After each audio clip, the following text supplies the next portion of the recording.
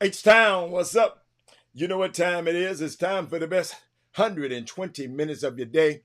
The Chop Shop, the nation's #1 urban sports talk show, and also your midday sports happy hour. Yours truly, Robert Hatter, alongside Jim Hicks, sometimes Chris Walker, coming to you live from Houston, Texas. But we're broadcasting all over the world via Facebook Live and YouTube Live, and it's Tuesday, July the 2nd. Wow, my birthday month. I can't wait. Still on the West Coast, taking care of a few things out here, and it's so much stuff has happened. Last night, y'all, let me tell you something. I'm gonna start the show off because let me shout out to my starting five. I got Daryl. I see Daryl Anderson in Facebook. Who else I see? Daryl Anderson. Daryl Anderson, you the only one in Facebook that I can see. Hold up, let me go to my other. Let me go to my other stuff. It's the only thing I can see. I ain't got time to look for it. Hold on. But over in the YouTube, they already there. We got Tyrone Caldwell. We got Tanya. We got Big Coach. We got Simeon Sim. We got Jeremy Davis. We got our people over there. Okay, we ain't gonna. My birthday month too. You on the 26th? I'm on the 10th, baby. I'm on the 10th. I'm on the 10th. Y'all can have the. See, you ain't no cancer, girl. You cool, but you ain't no cancer. No, I'm just kidding with you. Let me see. Let's go here. Let's see. Let me check. Okay, we got let me see. We got Tony Wash ain't said nothing. We got Jack McKnight just sitting back in the background. They ain't saying nothing. They ain't sneaking in the background. Y'all supposed to say hi when you come in the house. We got Darius Haggerty. I know I came on. See what I know y'all like to be late. Jeremy Davis, your birthday. Oh, Jeremy Davis, that's my dude. That's my dude, Jeremy Davis, on the 10th, on July 10th too. Jeremy, I think I'm gonna spend it out here, on the West Coast. I'm not coming back yet, but I can't wait. The birthday, you know what I'm saying? Let's see. You know what? I saw something, and you know what I'm curious about? I was thinking about y'all. Some of y'all just not too excited about the NBA. And it's okay. Y'all more excited about the NFL. And that's okay. Because what I'll do is, y'all got to understand, I do this for y'all. Maybe I need to talk about the NFL a little bit more. If you want me to talk about the NFL, share the show, everybody. If you want me to talk about the NFL, I can talk about it. I just don't like the NFL. I don't like what they're doing. I don't like the business model. It's just so much stuff I don't like that about the NFL, and that's just me. I don't try to form my opinions on nobody else. And that's what makes me hate y'all. You be having me mad when y'all be trying to force y'all opinion. Well, that's my opinion, Robert. And, it's my opinion. Somebody else. Who is that? Fuck. That's my opinion. I got to tell y'all about them opinions. And I love that you have one, but I just really always want y'all to do, man. I promise you. Just make sure, cause saying stuff and not having the facts about it is dangerous. It's dangerous. It's dangerous. I'm gonna share some more stuff with y'all about that today. But the Houston Rockets, they tell me, are unlikely. Somebody sent this to me and said they're unlikely to extend max contracts to Jalen Green and Alfred Sagoon. I don't blame them. They say at this stage it's unlikely.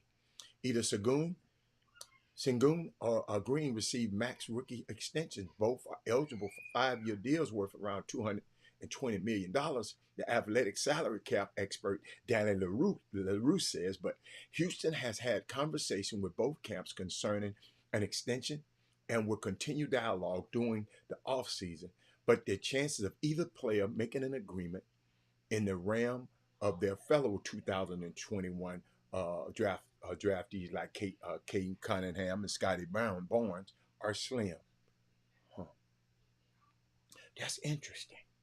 Hey, Seneca. What's up, Clinton?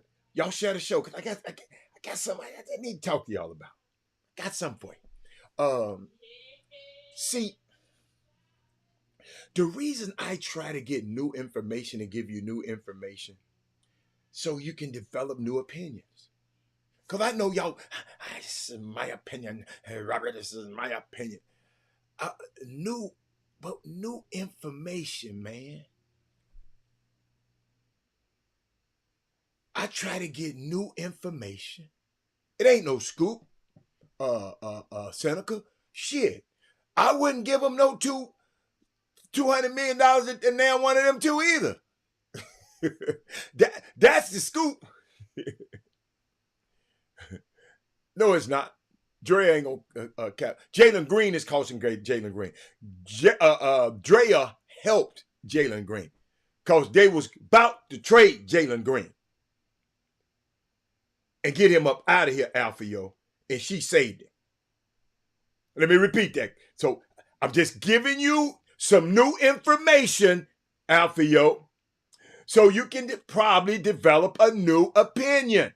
I ain't trying to change your opinion, but I'm just giving you new information. See, some of y'all just come over here because ain't nothing harder to change than a grown-up's mind. That's the hardest thing. You can send somebody to the moon before you can change a grown-up's mind. Y'all know I ain't never out here trying to change y'all mind. And some of y'all be trying to change my mind.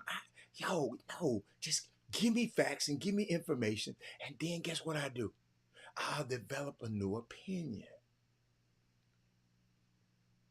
You got me? That boy Tatum said, hell with that MVP trophy. That 300. Oh, yeah. But Jaden was going to get that anyway. Jaden, he made first team all.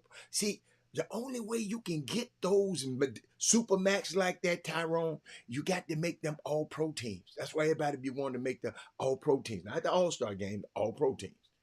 Them 3 teams, the top 15 players in the league. But let me keep going. How did she stop an organization from trading a player? She didn't stop. Big coach. Jalen Green was about to get traded at right before the trade deadline. I want you to read my lips.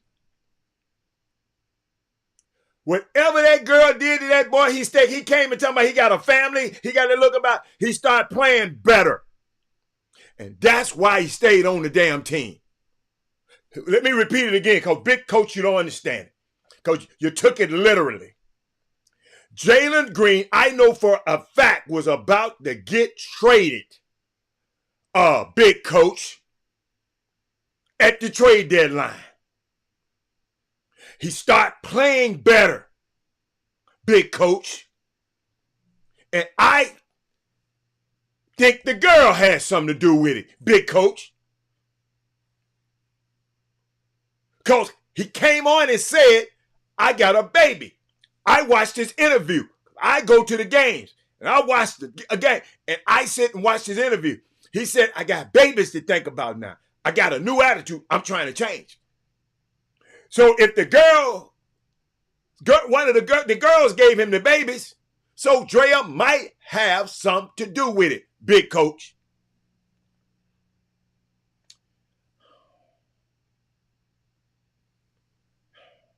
Boy, how did she stop the organization?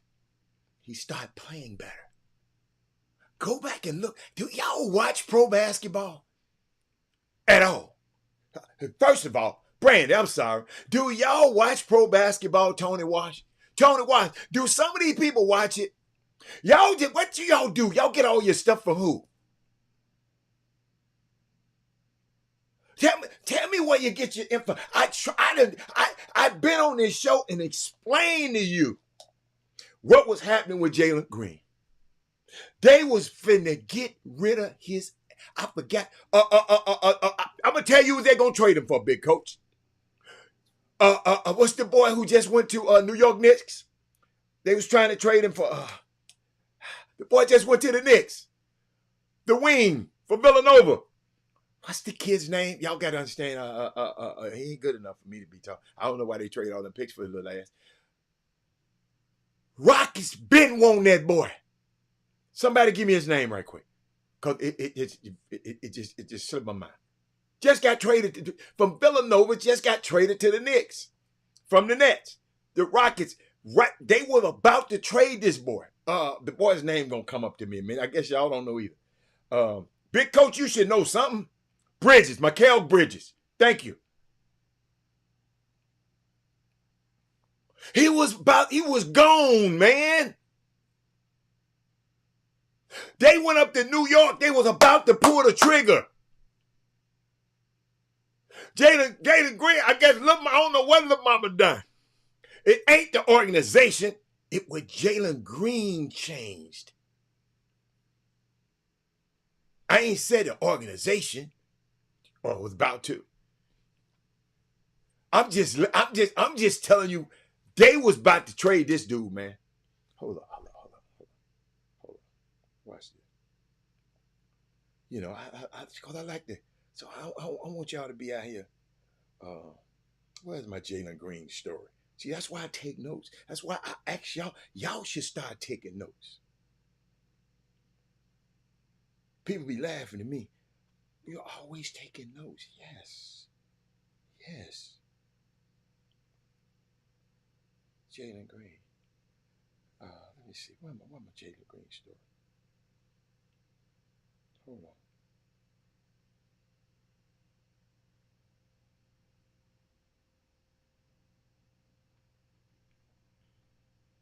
Jake Fisher of Yahoo Sports wrote an article on Jalen Green. This for big coach. Everybody else just sit down. Prior to the trade deadline, he wrote the noise surrounding the Rockets' approach for 27-year-old Nets wingman Mikal Bridges. Reached most corners of the league, big coach. The weekend before the team landed in New York to play the Nets.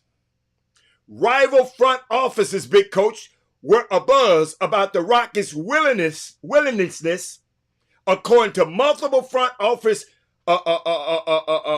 staffs, according to Fisher, to include number 2 pick Jalen Green in the package for Bridges and other players.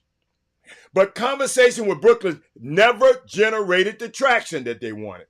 Other teams looked into the idea of trading for Green and believe Houston was showing a desire to continue to expedite the years of long rebuilding, and already, because they had just signed Fred VanVleet and Dylan Brooks. They said, we got to get somebody to win now. But Jalen Green started balling, big coach. So that's why I said she had something to do with it. I ain't said she told the organization nothing. But I saw him on an interview. They asked him, why you playing so well? He said, man, I got baby coming, man. I got a baby on the way, man. I got to take care of my business. So that's why. But let me move on.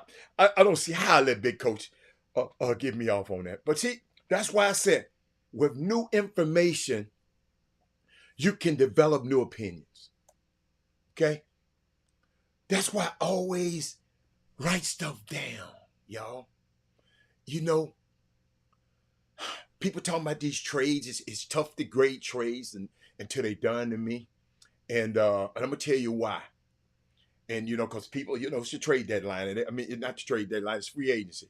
And people come, Robert, who won the trade? I said, you know what? It's tough to grade trades to me. It's tough, until they're all done. Because, see, what if you have a 4-step plan? You going like we tried to talk about the Rockets, what the Rockets got going on right now. Because they trade those picks from the Nets, which were better picks, and they traded and got Phoenix's picks. So everybody saying maybe it's a move after the move to get Phoenix to deal with the Rockets, right?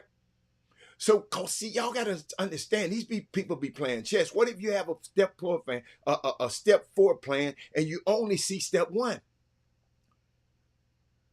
You follow me?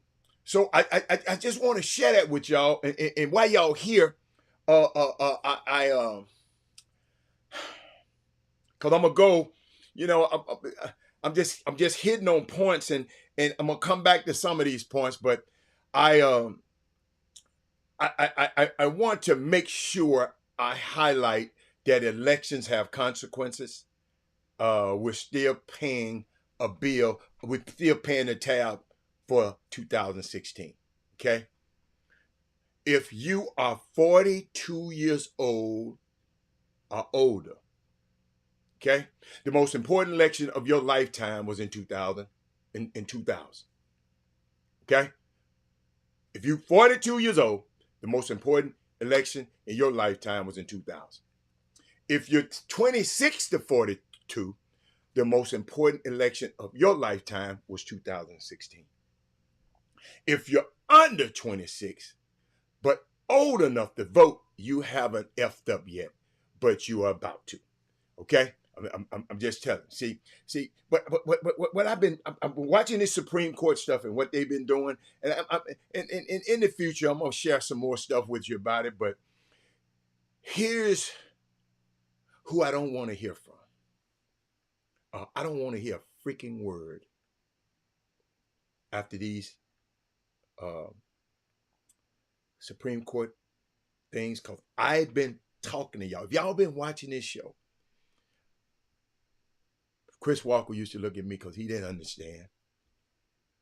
He just looked at me like, man, damn, because he didn't know why I was harping on Mitch McConnell when Obama left office, and why it was important for Obama to make that, to force them to give him and make that pick and make them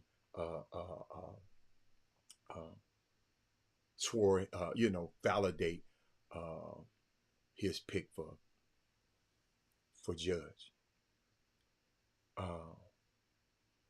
But I don't want to hear a word from Mark Lamont Hill, Eddie Glaude, and I used to listen to these guys. Cornel West, I don't want to hear from them. Just Michael Moore and anybody else that said we can afford to sit out or lose an election in 2016. They said it. I got some receipts. Forget you, Bernie, Ralph Nader, and anyone else who said it. And I'm going to tell you why. I'm going to show you why. I don't play. Share the show. See, people ain't going to get this. They're going to have to go back and get it. The reason, this when I like this dude, Eddie Glaude. Watch this. This how I got fooled, y'all. until I learned. See, you know better, you do. I admit it. When I learned more about him and watched his actions, I started following him and reading up on him.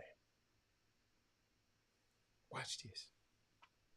Scientists were already writing that what was driving the Tea Party were anxieties about demographic shifts, that the country was changing, that they were seeing these racially ambiguous babies on Cheerios commercials, that the country wasn't quite feeling like it was a white nation anymore. And people were screaming from the top of their lungs, yo, this is not just simply economic populism. This is the ugly underbelly of the country. See, the thing is this, and I'll say this and I'll take the hit on it.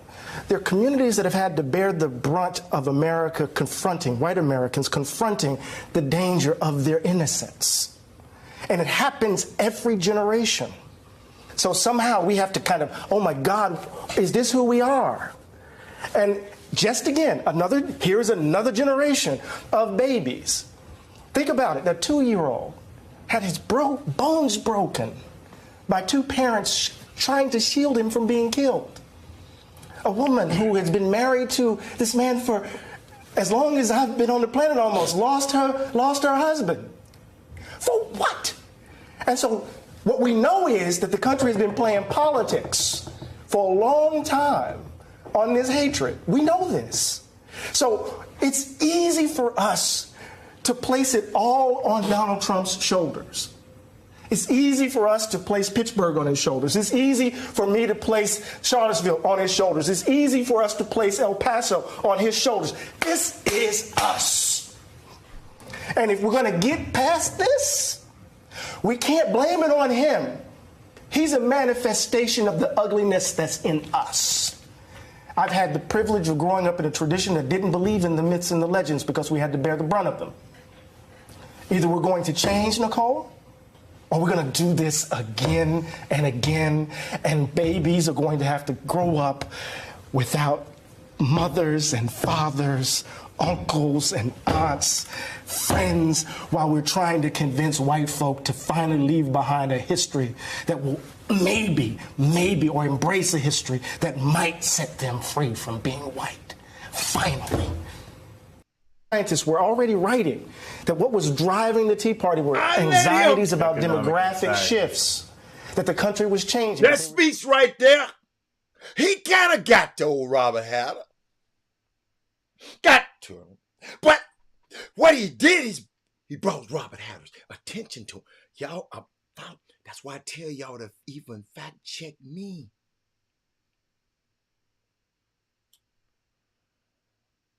So I got to follow him in there. Then I got to talking to other people that know him. Oh, Princeton professor. He can talk so eloquent.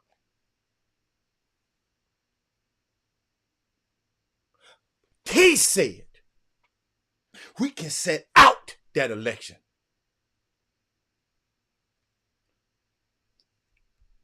Oh, y'all didn't hear it, did it? Watch this. I got it. It's a shame. I got to ask you. You've said that Donald Trump's more dangerous than the Ku Klux Klan, right? And yet you're not going to vote for Hillary Clinton, right? How do you reconcile that in your mind? Well, I don't want to vote from a position of fear, right? I want to vote from a position of power. And to my mind, I live in a blue state, a relatively blue state. I can actually vote my conscience. I think if you live in a battleground state, it makes sense to me to vote for Hillary Clinton. But Hillary Clinton's politics aren't my politics. As she's courting Republicans, she's taking progressives for granted. And I think we don't need to let our fear of Donald Trump keep us from vetting the policies of Hillary. I got to ask you. It's a shame. I got to ask you. You've said that Donald Trump's more dangerous than the Ku Klux Klan, right? And yet you're not. I don't want to hear nothing from him no more. Right. How do you reconcile that in your mind? Well, I don't want to vote from a position of fear.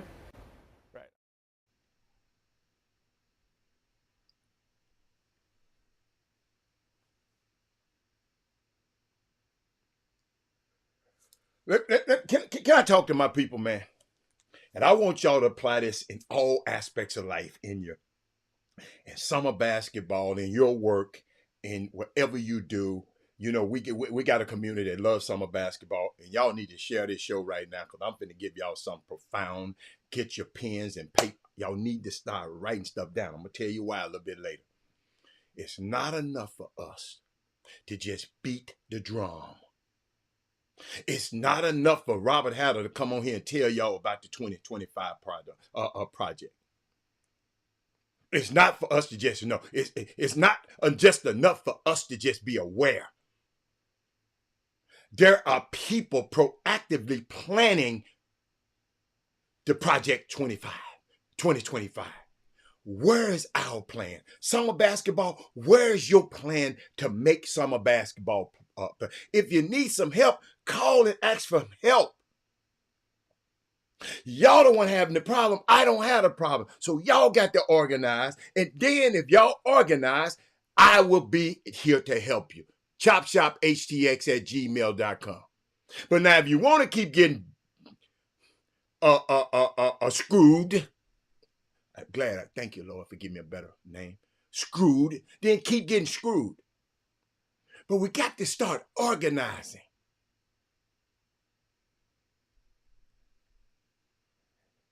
Those people are not just listening to the noise. As Steve Bannon said the other day, he in jail now, he said, they ain't looking for the noise. They looking for a signal. Which one of y'all is going to organize so good that y'all going to, and I'll help you. And then y'all going to have this signal when they boycott this event, when they boycott this event, when they not go to this event, and then y'all voices will be heard. But if you I'm not going to be an advocate for people who don't want it for themselves. But I was just thinking about something. This show called it Chop Shop for a reason. To all of you people who just brought y'all ass on this show.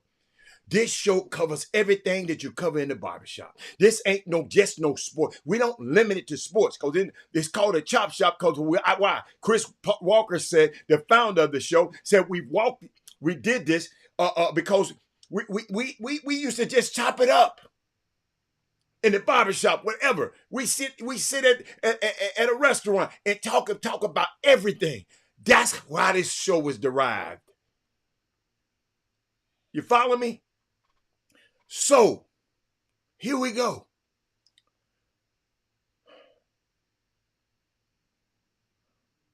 The barbershop and the hair salon has always been a place of political empowerment. And you expect for me to not talk about it on this show, and this show was derived from that? Now, the barbershop and the beauty shop has some gossip and some mess too. I know, but traditionally, y'all, we could register people to vote in barbershops and hair salons. You know why I know this? I'm not old enough, but I looked up my history. I talked to older people. Because you can pass messages there because those other people don't come to those spaces. You can organize in there because the white lady ain't finna come to the black barbershop. The white guy ain't finna come. So you can organize. It was a powerful place for organizing. And when I think about this brother up in Georgia who had Trump at his damn barbershop, this brother who owns a barbershop in Georgia who claims that he had not known what it was going to be happening in his space. He claimed he was caught unaware. Even though Blacks for Trump sign was above his head as he sat there with others in his space.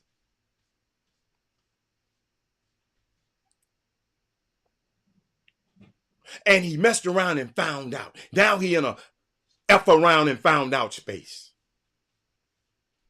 Now he's losing business. And this was a brother who apparently was doing great things in the community. But he made a calculated, ladies and gentlemen, decision and made the wrong decision apparently because of this fallout. There's a cautionary tale here. And during over these weeks, I'm going to tell y'all about it. But y'all got to start taking notes. It's very important that people are writing things down or memorialize them in some way. Jimmy brought up a thing about Bobby Bonilla yesterday. And I said, whoa, no. I went to my notes. The reason the Mets owner wanted to defer his money because he wanted to use his money to invest in Bernie Madoff. And you see what happened with Bernie Madoff. He made off with them folks' money. But I took notes. When y'all on this show, you got to take note. It's very important that people are writing these things down and memorializing them in some way. We can't assume that I'm going to be here. These spaces are always going to be here. We can't assume that. That's why I always write things down, because they can cut this stuff off and then they can erase. That's why on my hard drive, I got a hard drive. Every show that we've ever done, I got it on a hard drive. So if Facebook and all of them, we can still be able to see it. We can't assume these spaces are going to always be here. Listen, y'all, we got a lot to do today. I call this Black Talk Landia. In fact, welcome to Black Talk Landia, this space where we embody the best in Black Talk radio tradition. And that means we are required to have difficult conversations. And some of y'all don't want to have them. Y'all just want Robert to agree with everything you say. Robert don't agree with what I say. What explain more? All Robert trying to do is get you to explain it better. You just can't come up here and talk about the sky's blue. We might ask you a question about it. But we have the difficult conversations about how our world got to be so difficult when it comes to some really important issues. Race, gender, culture, identity politics, grassroots basketball, sports, high school sports. Some people like to call them culture wars. And they do so because they are warring over our cultures. Reginald Simpson, you came in at the right time. And they do so because they are warring over them, and they are using these things as proxies for a war of power. For power. Y'all,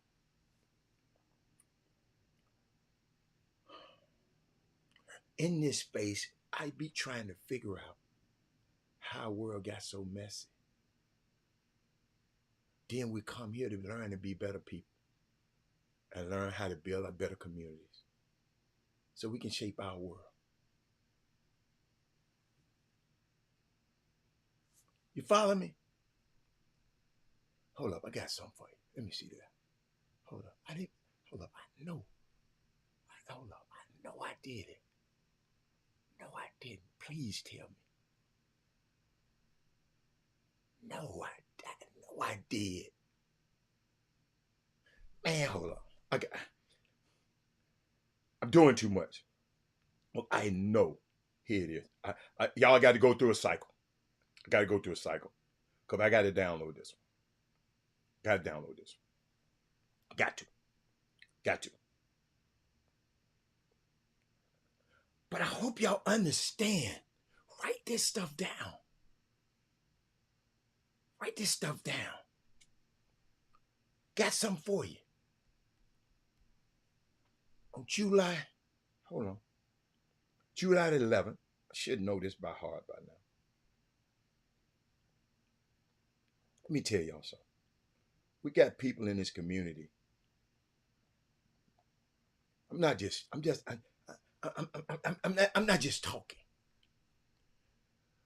We got people in this community that's doing things to help. We got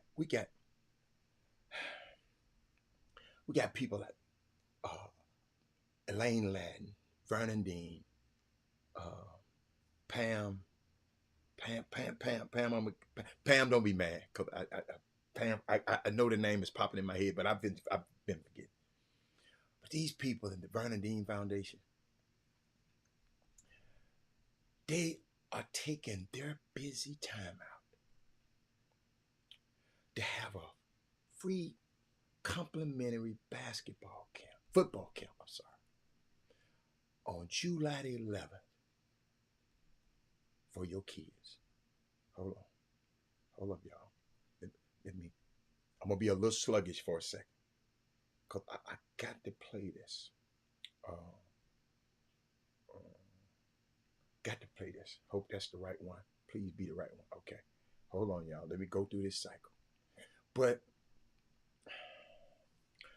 from 9 to 1 p.m., 9 a.m. to 1 p.m., you'll be able to, your high school and middle school students can come out and be taught by a two-time NFL champion. Been to, hold up, y'all. I ain't want y'all to hear that, but y'all can hear it because I'm finna bring it to you. It's about to come to you right now. It's about to come to you right now. And I saw this, and I didn't. I can't believe I should have been already prepared, but I don't know why people.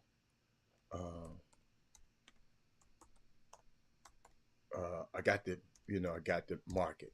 I don't know why. I don't. I just don't understand sometimes. And people got their own opinions, but I never forget this.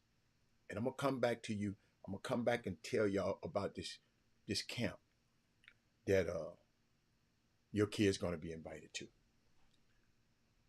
Here we go. It should pop up soon. There it is. Watch this. You are the most dangerous person to run for president in the modern history of America. You are the most dangerous person to run for president in the modern history of America. You are the most dangerous person to run for president in the modern history of America. You are the most dangerous person to run for president in the modern history of America. You are the most dangerous. How those words sounding to y'all right now? Because a lot of y'all didn't believe her.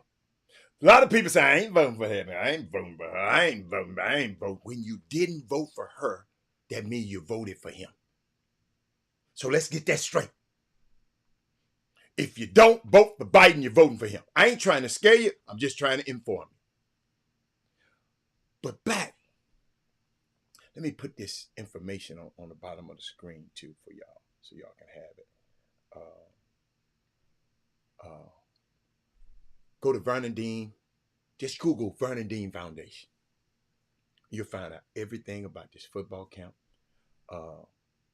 Pam Carroll, PMC Legal. But this football camp, you're going to learn fundamentals of football from Vernon Dean along with current and former NFL players.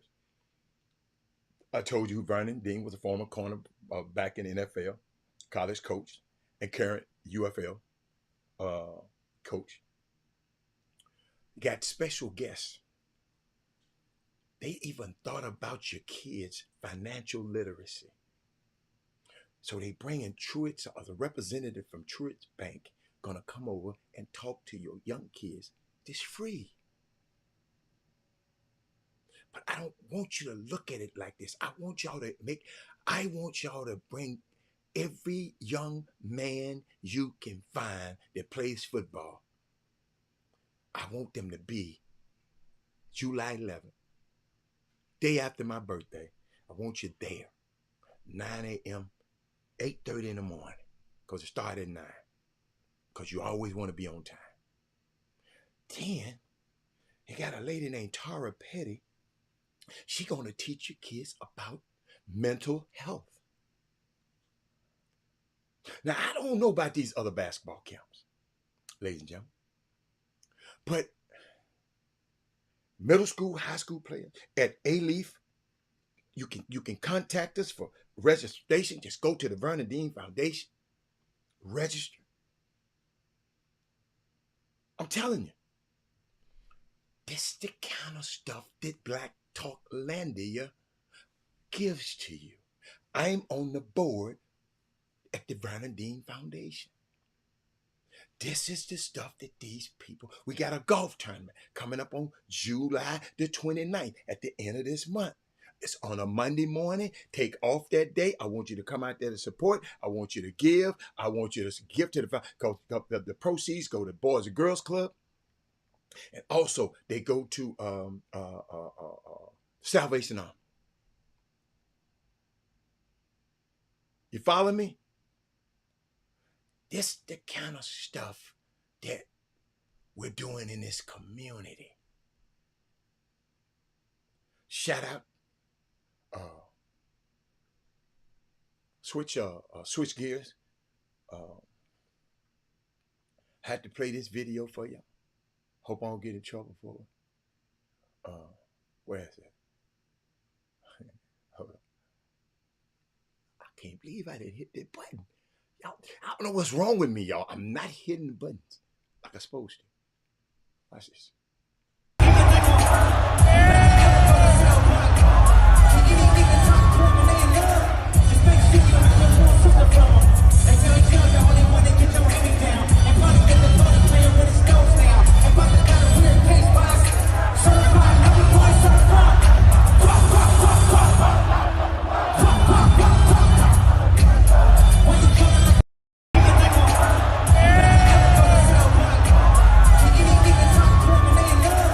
Ladies and gentlemen, that's a meme of Nico Harrison, a friend of the program, a friend of the show. Proud of this young man because the Mavs, he's the general manager of the Dallas Mavericks. The Mavs went to the finals with Nico, and he come back. They went to the finals, and he come back and added Klay Thompson, Quinn Grimes, Najee Marshall, and didn't give up any of their first-round draft picks. And they still have $4 million to spend on a bench piece. Yo, this is a major shout out to Nico, because they talking about him a little bit, but we should be talking about it. Because guess what? Y'all notice everything that Jimmy and the shirts and the Nike stuff, he used to be executive Nike. He used to fund he used to dress the Chop Shop. Nico Harrison, that guy there, used to send us a box every month saying, I want y'all to wear this 4 days a week. Here. That guy right there. Now he was the vice president for North American basketball for Nike. So all the NBA players, 75% of all the NBA players were Nike. And he was I hate to say the boss, he was the executor over all of them 75 players. So Mark Cuban was so smart to say, if he got this relationship with all of these guys, I'm gonna hire him. Yo, Klay Thompson turned down LeBron James to go be with Nico Harris. He turned down LeBron James to go be with Luka. Think about this. Klay Thompson's dad is the radio broadcaster for the Lakers. And I'm going to say the quiet part out loud. He chose Luka over LeBron. I see y'all comments.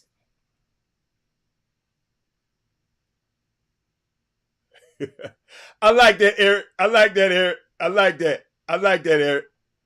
Eric, you don't know me no apology. That's your opinion, man. I knew you didn't know what the hell you was talking about. I just let you go in. But let's keep going. Let's keep going. Eric B, I'm gonna call you after the show too.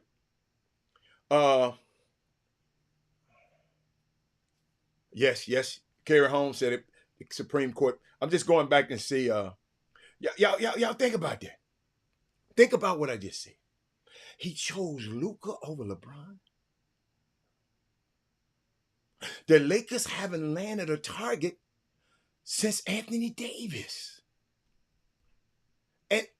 And that was a clutch hire. If Anthony Davis hadn't been with Clutch, he wouldn't have went there. So he went LeBron company.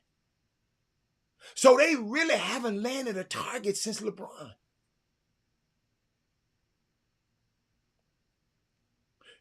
It wasn't 80 million. It wasn't 80 million.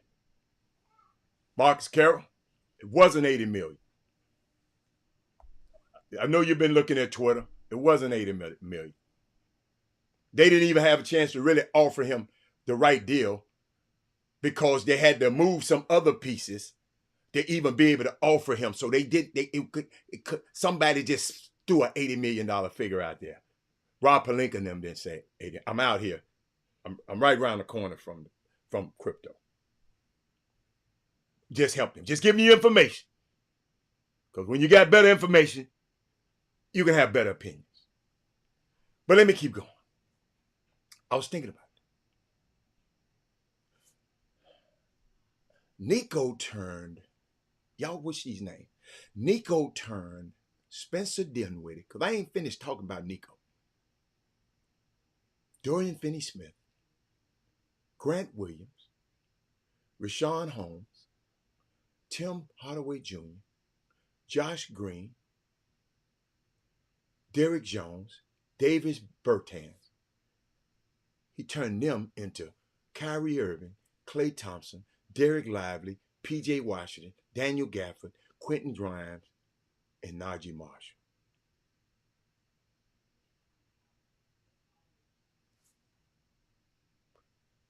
I want y'all to hear me. Nico turned Josh Green, Grant Hill, Seth Curry, Dinwiddie, Finney-Smith, and 3 first-round draft picks into Kyrie Irving, Klay Thompson, P.J. Washington, and Daniel Gafford. I had to repeat that.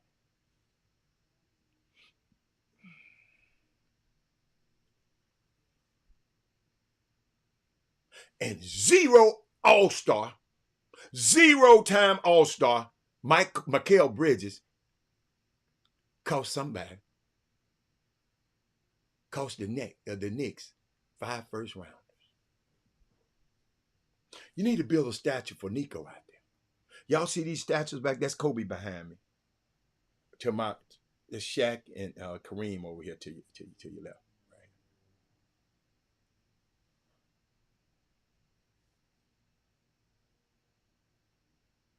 Huh. Even Stephen Curry, man, is so classy. Y'all go to Stephen Curry's IG page. He said, I'm gonna miss you, Klay Thompson. Even though we won't finish the journey together, what we did would never be done again. Couldn't have imagined a better run with you and Draymond Green. We changed the whole Bay Area. We changed the way the game was played. Killer Klay at the center of it all. Thank you for everything, brother. Go enjoy playing basketball and doing what you do. Splash Brothers for life. You my guy. Class personified. Klay even told, so y'all won't be saying Stephen got rid of. Stephen Curry asked him, do you want me to go tell them to give you your money? He said, no, don't you get into it. I want them to pay me because they want to pay me. And see what Poe Klay got to figure out is, and I'd have told y'all, these people don't care nothing about you. care about your talent. They don't love you. They love your talent. Ladies and gentlemen, don't get your facts and your feelings mixed up. Play is business. They pay you on potential, and potential, you ain't there. Yes, see, your potential is what we think you can do, because what you've done ain't your potential. They know you on the downside of your career. Understand it's business. I'm going to share some business with y'all today. It's going to be a good day. It's going to be a good day. Good day. Let me go here. Because somebody, I'm going to throw this out here, and I want y'all to tell me nepotism. You call me, how it look like you at the Ritz-Carlton downtown. The Ritz-Carlton is over there. Over there. Straight over there.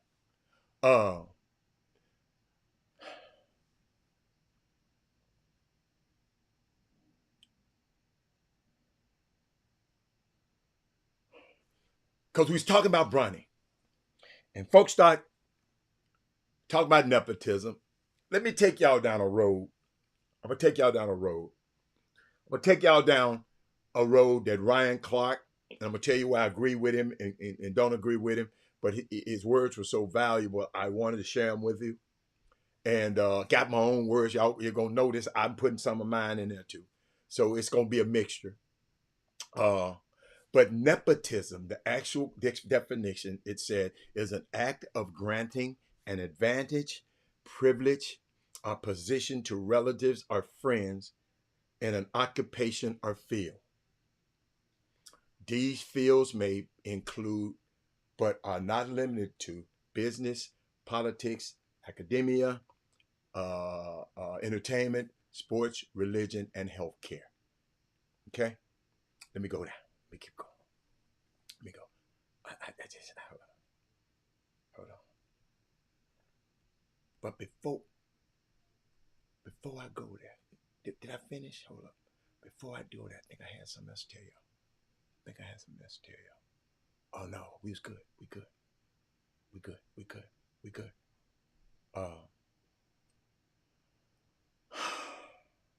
Let me keep going. Let's go here. See, to my guys, to my people,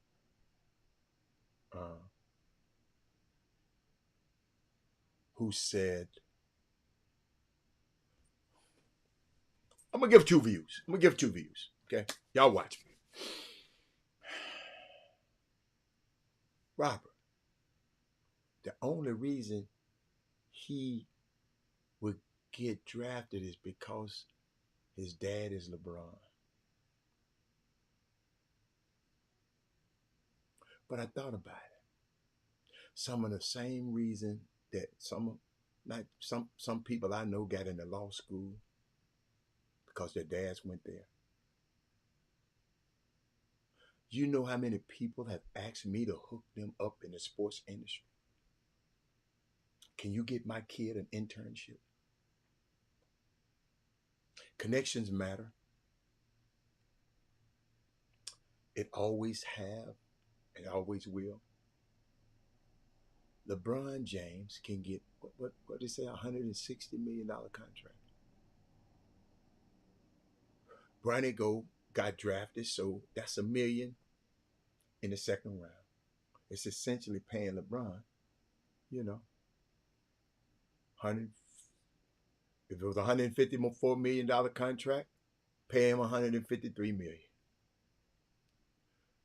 I didn't see y'all when I see John Calipari's son on the bench and they put him in the game. I didn't see nobody talking about it. I didn't see nobody talking about Dan Hurley's son on the bench at UConn on the national championship team. It was nice. The mom, put my baby in.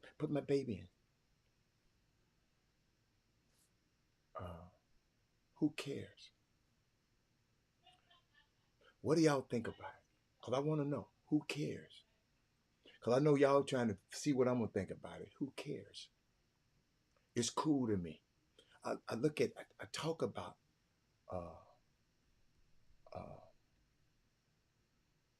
let me see if I got him. Hold on. I talk about, watch this. That's a nice work. Yes. That ball ends up out of bounds. Antetokounmpo looking inside Thanasis. That time. Thanasis going to go for team. Pacers a hot team with a lot of confidence. Team that just put you out of the in-season tournament. We're in Boston. Giannis has the ring. Tatum still searching for his first ring. Maybe more important. Dragic. Ladies and gentlemen, this is Nwora. Giannis Antetokounmpo's brother. Has his crowd on its feet. Like I really believe Tyus Jones could start for a lot of teams in this league. No question, one of the highest paid backup point. Can't fall asleep. That's exactly what happened. That's him right there. Nothing against the guy. I'm just Out with the whiplash. Full of Jokic. us black folks worry about running. Brooks on Whitlock. Watch Got it. inside. Finger rolls. Get it to go. Uh-oh. That's it. Constant movement. Billy Thanasis. That's it. Gets the score. Thanasis on to Antetokounmpo with the rebound. In traffic, Thanasis and Antetokounmpo couldn't finish. And then Ilyasova is fouled. And I'm not doing that to malign Gets him. a chance to play. Okay? Thanasis. I just like to give you information so you can understand this. That's the Greek Freak's brother, Thanasis. Right? Never had a start for the Milwaukee Bucks. He's on their bench. He even have a Nike deal, ladies and gentlemen. That's why Giannis didn't sign with Adidas. Because Adidas said, hell no, I ain't getting your sorry ass brother. Excuse me, your brother. Y'all need to share this show. I'm giving y'all something that people ain't, you can't get everywhere. My problem is y'all won't share it. Because I guess y'all just want to have all the information to yourself. But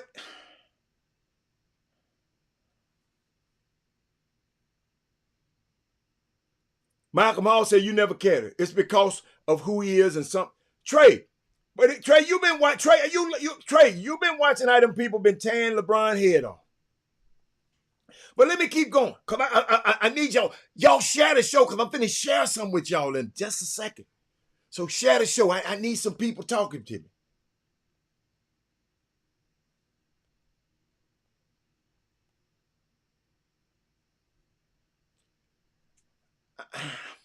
Trey, I don't know what you mean. That's what you mean. Biden ain't hired ain't nobody in Biden's cabinet last name Biden. I don't know what you mean. I don't know what you mean by that one. Now Donald Trump kids work for him, but Biden's sons don't work for him. That's false. That's false. That's false. See, when you say stuff like this, Trey, you got to tell me what Biden has hired their son. Ain't nobody in his cabinet. Not one Biden is in his cabinet. Not one. So that's not that's not the same thing. So y'all, we have to watch what we say. We got to watch what we say. It's not the same thing. Let's keep going. Let's stay here. Let's stay where we at.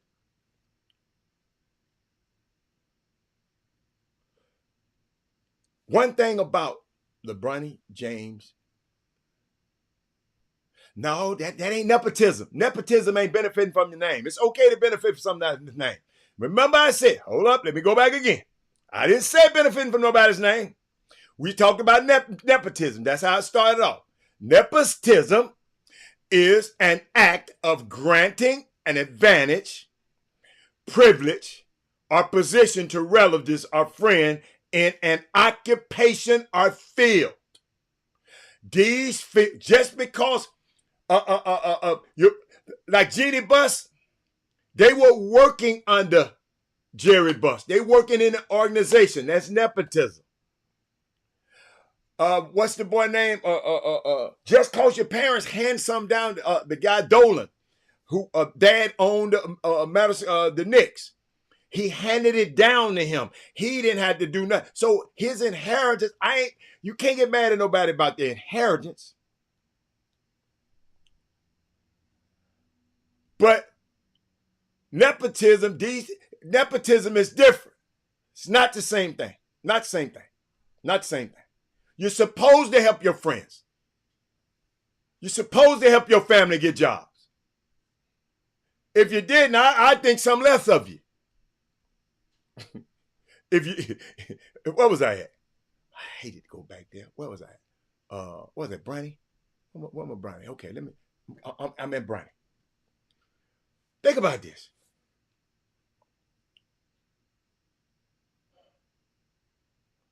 This gives LeBron energy. You done hired my son. The Lakers have plenty of length. They can use the athletic young shooters. When you go down the freeway and you see the plumber's truck and it said Hatter and Sons, Johnson and Sons, Dad's handing off the business. How are the Lakers on? The dad passed away and gave it to his kids. I ain't mad at that. The same people outraged by connections are the ones that constantly seek to get their kids ahead through connections and internships here and getting into college that they don't quite qualify for. Y'all remember Varsity Blues? Well, them families, wealthy families, kids couldn't get in the Ivy Leagues. Dad used it. Yes. That's the way the world works. He would have been a fourth. Think about it. I was thinking about Brian. I ain't saying Bronny is the best player in the world. But I salute LeBron and Rich for achieving the American dream. The Kennedys, the Bushes, the Rothschilds, the Rockefellers, the Trumps, the Hiltons, the Waltons, the Kochs. Sam Walton was so damn rich with Walmart. When he died, he split up the money between all his kids, and they were on the top of the force job. He had that much money. When I think about these two young guys, LeBron from the hood of Ohio, having the power to utilize this nepotism, they call it. Some people don't think it's nepotism. I'm going to share it with you in a minute. It's the ultimate flex to me. The Lakers wasted a pick on LeBron James. I told y'all he could play. I didn't say he was great, but I told you he was going to be an NBA player a long time ago when I saw him in person. Y'all do me a favor. Go back and find the last 10 people selected at 55. I think I got a few of them. Isaiah Wong. Have you ever heard? What is his ass done? Guy Santos. What he done done? Aaron Wiggins. What he done done? Jay Scrub. What the hell he done done? Kyle Guy. You ain't heard of him no more. Wait a minute. Armolus Kabuka. Nigel William Goss, overseas. Marcus Page, at the league. Cody Lalonde. Simaji Kristen.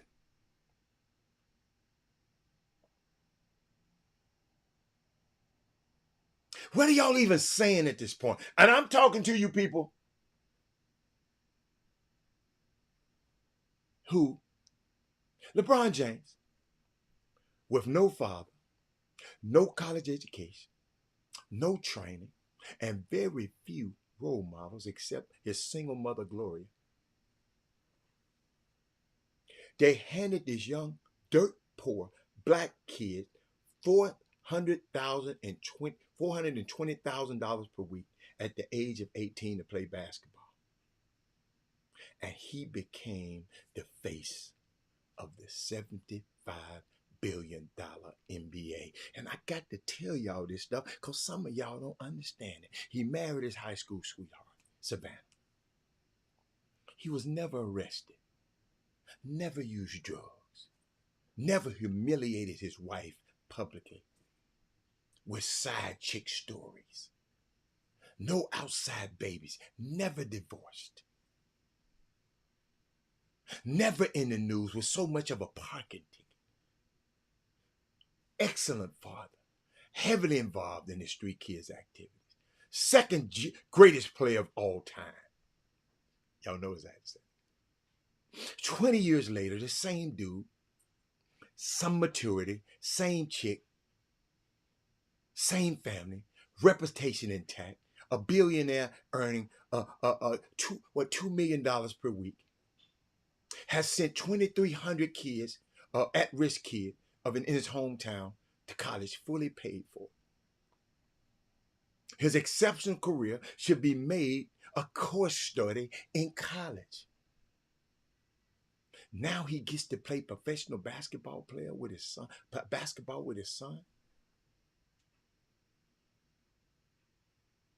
I know the brother stuff got all the attention, but it's some more stuff happening in that draft. Kyle Filipowski. It flew on the radar what he was doing. Look him up. Then somebody told me, but Robert, he's not an NBA player. Look at his stats. Look at A.J. Johnson's stats. The kid they got from the Australian League.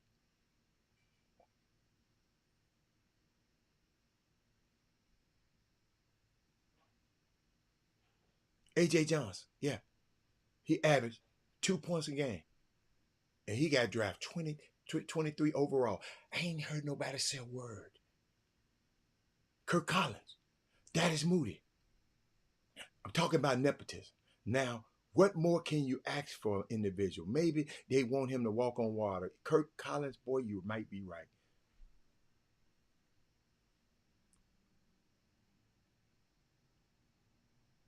Yes, Bronny benefited. He's supposed to. Trey, I know what you're saying, Trey. No disrespect to A.J. Johnson whatsoever. But I'm just pointing out the hypocrisy, that's all. I'm not hating. He got drafted. Congratulations to AJ. AJ, congratulations. But y'all, we got to put this stuff, y'all. We doing too much. And I'm gonna tell you why. Just a second. Let me give me some water. Shit. Hold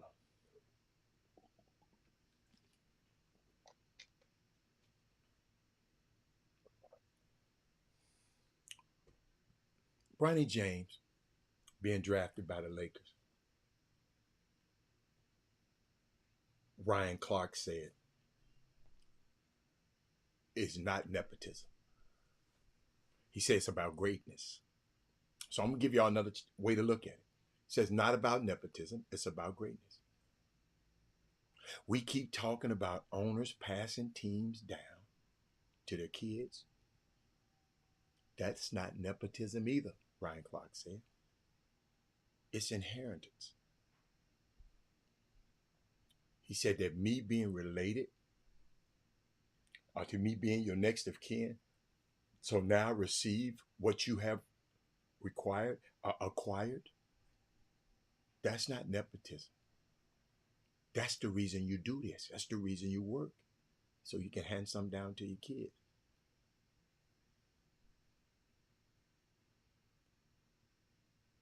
But what is nepotism? The Jones family, that damn team y'all love out there in Dallas, because their children have jobs within the organizations.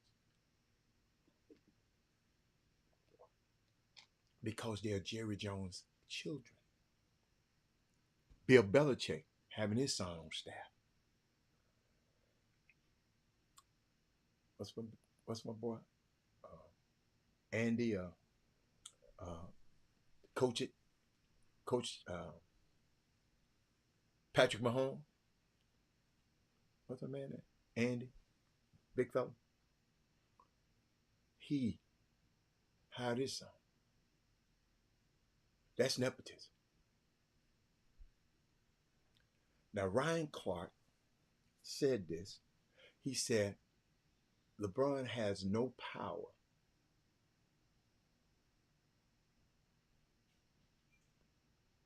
to hire or draft anyone.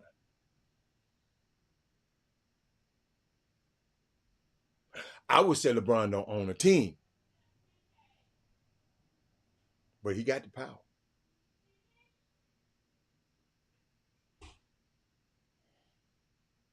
So I don't totally agree with that. He also said LeBron James was drafted. Excuse me, Bronny James was drafted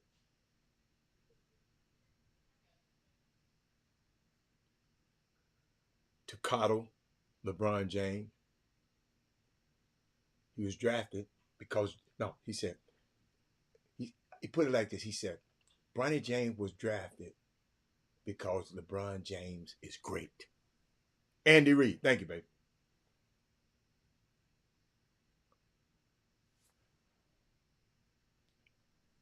I can't agree with that. He said LeBron James was drafted because everybody can't get that done. If LeBron wasn't great, that wouldn't happen. So I agree with him on that. I'll wait on y'all.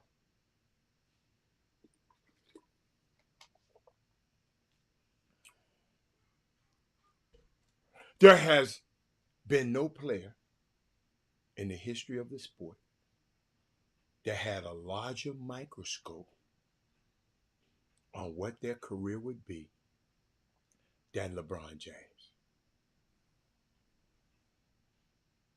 There has been no player in the history of the sport that had the higher expectations and exceeded them. There has been no player in history of sports who has been able to recognize greatness in his friends, put his friends on, his friends branch out from him, but technically not branch out for him. Wink. This was Ryan Clark saying it, but that can be debated.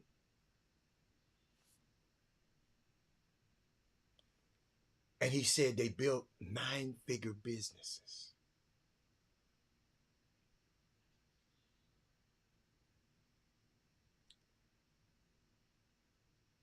And LeBron James become the most powerful athlete that ever existed in team sports. Rich Paul is the most powerful non-owner in the NBA.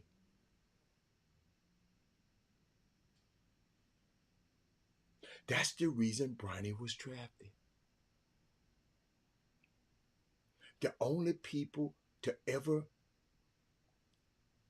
pimp the game like LeBron is doing is Floyd Mayweather and Al Hammond. I'll wait.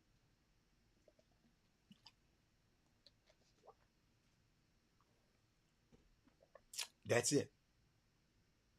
LeBron, Rich, and Mav, they pimping the game.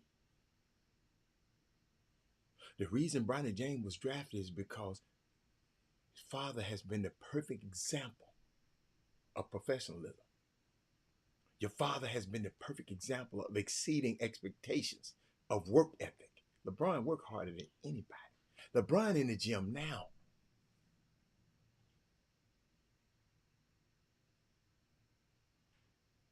Bronny is in the gym now.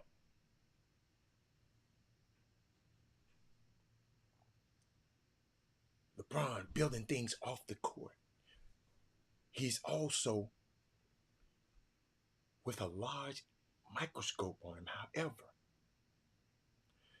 he has gone about doing it and never did the BS away from the game that is taken away from his legacy, like John Morant. Y'all, I'm giving the lesson. My grown-ups, I ain't really talking to you. I'm talking to my next generation right now. That's the reason I need y'all to share in this show.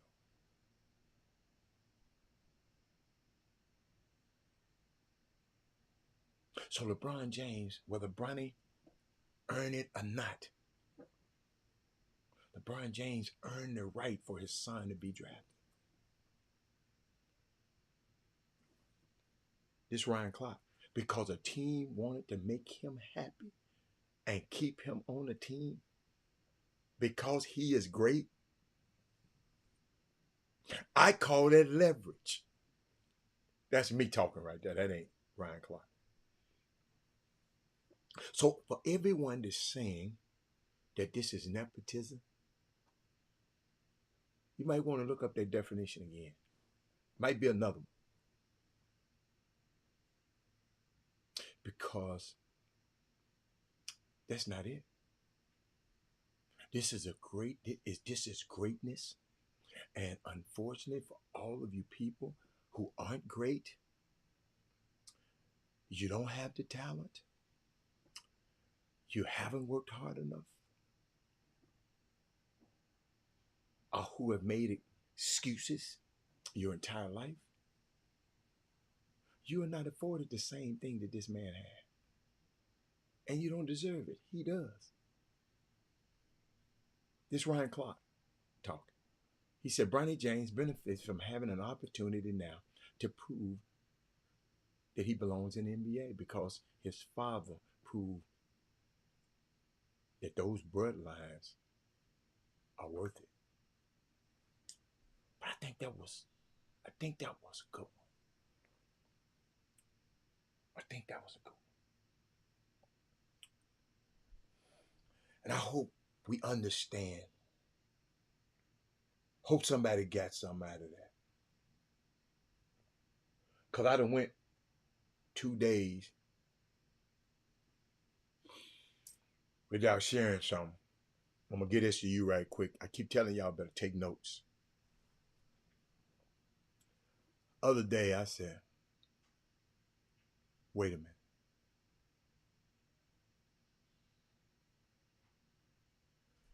It's taken multiple media outlets, 3 days, and 1,000 Google searches to debunk all the lies that Trump told at the debate the other night. And they expect Biden, he was supposed to do it in 90 minutes. History was made I think it was last Thursday. That was the first time a president debated a felon. I need to clarify some things for our people. I'm just clarifying. You cannot confuse a bad night with bad character. I am lost in the fact that it wasn't the best night for our president. But brothers and sisters, while he has aged, I would rather have Biden in a wheelchair than have Donald Trump standing on both 2 feet. President Biden, while he has aged, we have to be mindful that he has done so much in these last 4 years. If you don't know, go to whitehouse.gov and don't go to Twitter. Go to whitehouse.gov and watch and go look at all that stuff.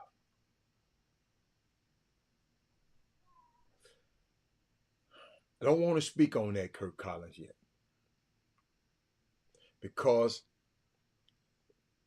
you talking about speaking about limited immunity. It is limited. It's some things you can fight, but y'all ain't no use in me speaking about it if we don't figure out a way, because that people gonna vote for Trump. He put them in there. So let me get off that right now. Let me talk about the debate. I'm talking about some action item that we can do right now.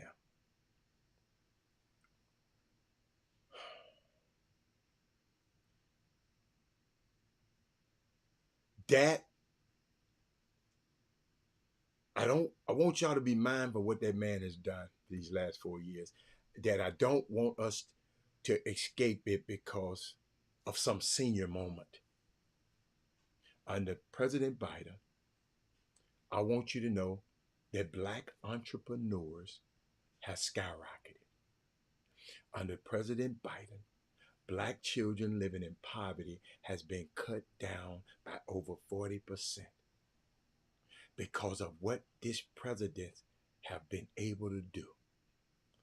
Is anybody going to say anything about the cancellation of student loan debts? Lest you be confused, this election is so critical and so pivotal for our people. You all are watching a picture of white privilege whenever you see Donald Trump. If Barack Obama had 2 parking tickets, he wouldn't even try this. They would have tried to stop him from running for president. But here you see somebody with 34 felonies. When Black people with a felony can't get an apartment, can't get a job, can't get an opportunity. But if you put it on somebody else, then you will let him run for president.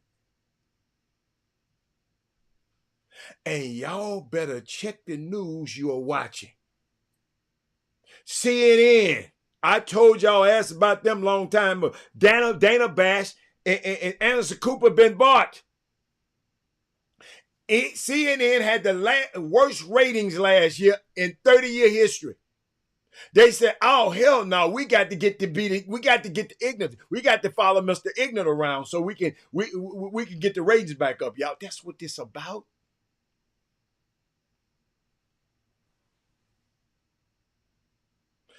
How after one debate that we're saying we need a new presidential candidate, and after 34 felonies, you never said we need a new Republican candidate.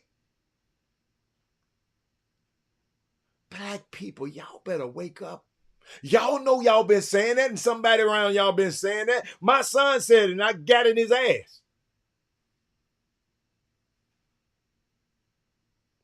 I said, you might be smart, but your ass talking real ignorant right now. Just because you got book sense don't mean you got common sense. Yeah, I said it. Y'all, we'll listen, and I'm going to finish with this. We're getting ready to go backwards if we don't vote. If we do not participate in democracy, we are going to see ourselves in a place of fascism. Go look up fascism for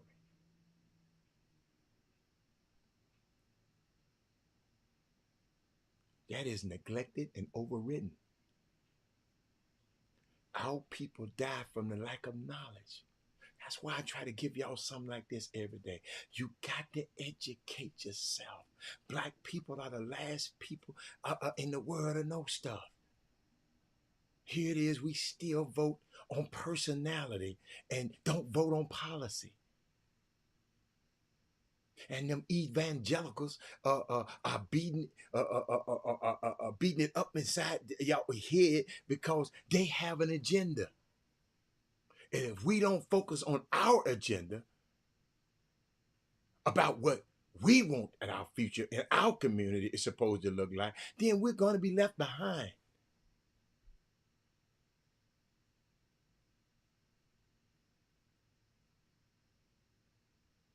Because let me tell y'all something, especially the people on this show. Y'all are a group of critical thinkers. I watch the comments. I love your comments.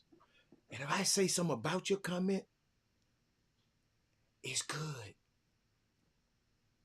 If I don't say nothing about it constantly, you got to keep trying. Y'all know our future has got to be better than our past. I just need y'all to do me a favor.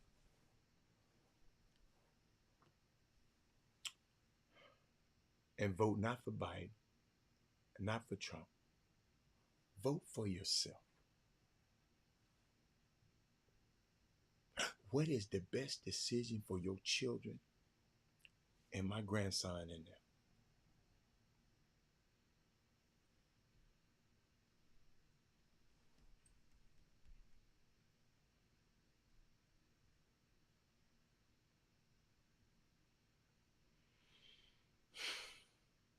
Yeah, it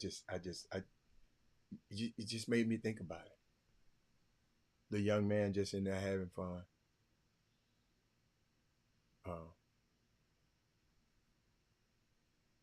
He don't know what's going on. His favorite words is mama, papa.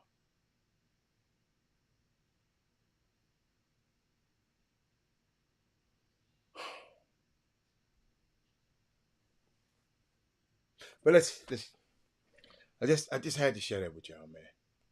I got some grassroots news for y'all. I saw something, man. And you know, when I was young, we didn't get a chance to play against no pros. Wasn't no pros in Memphis, so I didn't get a chance. And I think it's a remarkable, DeAndre. I think it's remarkable that guys like Chris Paul and Jason Tatum them give their camps and they be in there playing against the kids. I didn't have that when I was growing up. Y'all, these kids these days playing, if they invited to the Chris Paul camp, they get to play. I got this video, I saw it, and I had to share it with y'all because I kind of liked it a little bit. What was it? Did I put it in here? Yeah, y'all don't know what the hell I'm doing. But I saw it and I said, let me share that. It's just, I'm just thinking about being a kid in the camp and watching Isaiah Thomas pass my side. I'd be able to slide.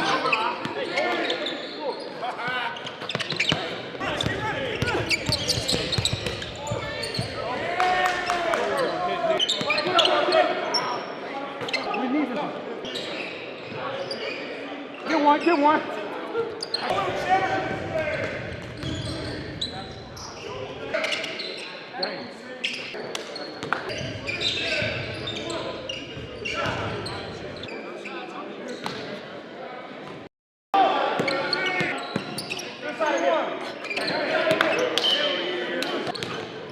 Can you imagine how hard I would be playing? Young kid cut back. Oh, no, that was the pro cut back. Oh, hey, where my youngins at? Watch that cut back though. Hey, all my youngsters, listen to me now. Y'all listen to old Mr. Robert, because Mr. Robert finna give y'all some stuff. This for my young folks. How many minutes I got? Oh, this 30 minutes. This for my youngsters. Y'all take notes on this one. This for my youngsters. Y'all, this back toe play right here, especially if you're a guard, if you get beat by a goal like that, boy, that next thing you gonna hear is that horn coming, somebody coming in and get your ass. Watch this. John Lady Wood. Let me freeze. He ain't even nowhere in the pitch. Now he getting the pitch. Then he touched him. That's a hand one. I didn't even see this at first, but this, I love to be able, you got to see man in the ball and you got to see it quickly. Get one. See how they talk? They talking in pickup. They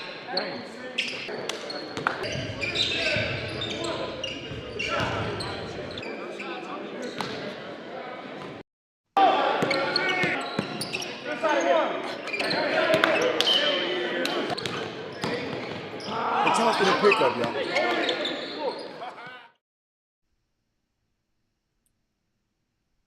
Man, it just. Coach told me he received over 100 DMs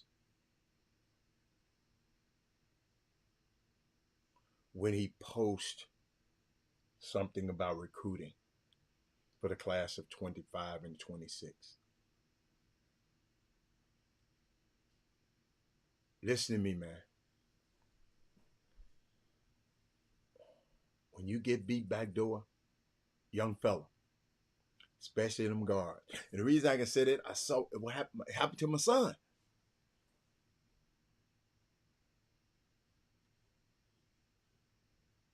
And Wilson coming in. He gonna put you back in because he needs you. But college coaches don't like to get beat back door. Y'all hear me? They don't like to get beat back door. But the coach was telling me he got all these DMs. Class 25, 26. And he said, here's some advice for student athletes sending films. Some do's and don'ts. Okay?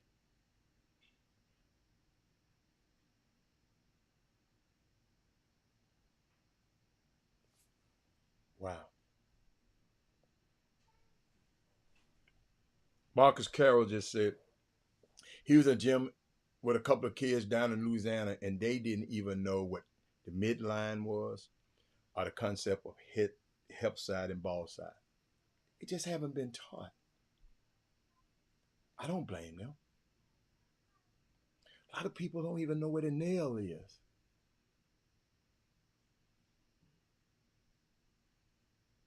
If I said a nail, does everybody know what the nail is? Y'all, I'm giving y'all information. We got a free basketball camp coming up. I'm going to be talking about it all week. If you know any kid play football, send them to the Vernon Dean Foundation because the camp is next week. It's coming up close. On the 11th, got a little time.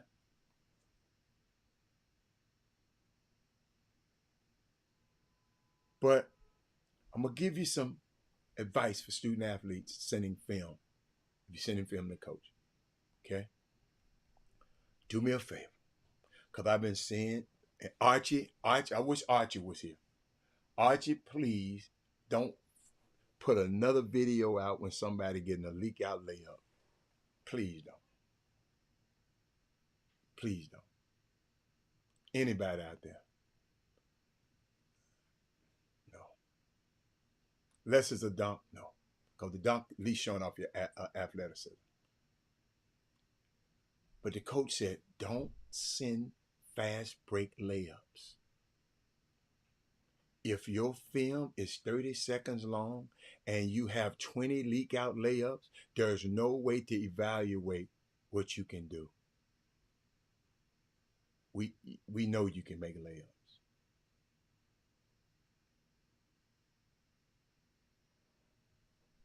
Why you felt bad? So I taught them and gave them everything I could knowledge-wise. Why you feel bad? Marcus Carroll, you can't feel bad. You did what you needed to do. Now those kids know. That's all you can do. How the hell you gonna feel bad because somebody else ain't taught nobody else nothing? Can't feel bad. I feel bad if he don't know his ABCs and can't read and write. Then I'm gonna feel bad because he don't know about help side. That ain't nothing for me to feel bad about.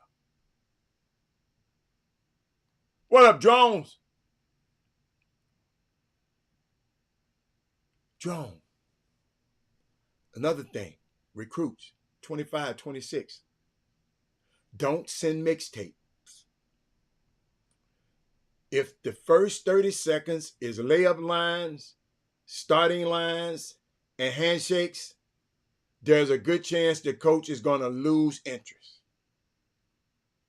It's cool to have on your profile for yourself, but it's not helpful in evaluating.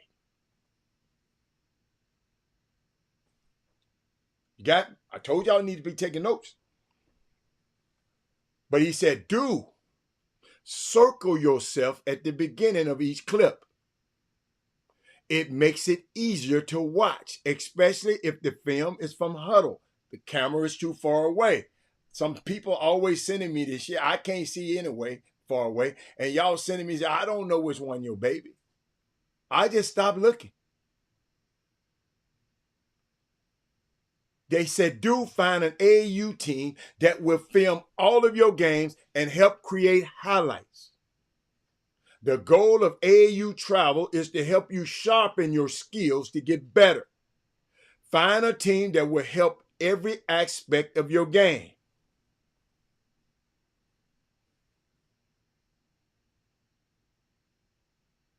Y'all got that one? Y'all know you can always go back and clip this off and send it to somebody. Make all defensive film. I done said that? A coach, I done said that? Please send me I want to see a defensive mixtape. I promise you, if anybody on this show that been around this show long enough, I've said this. They said, make an all defensive tape. He said, I personally like to watch them. They will help you stand out. Everyone wants somebody who can defend at a high level. Y'all trying to send these ugly ass threes y'all be shooting. And then he said, have your GPA, your test scores, email, cell number, height, and graduation year in your profile. I know some of you people, kids, I check y'all out on Twitter or on what's it called. Y'all got your nicknames and all that old bullshit on there. I promise you, I click it off. I don't even know your name. This the Sniper X and the Sniper, the Assassin and all that old shit. Put your name on there, man.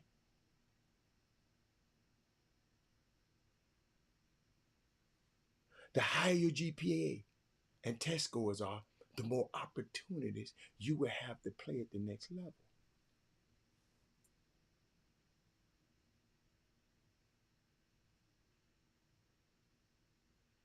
You want to stand out.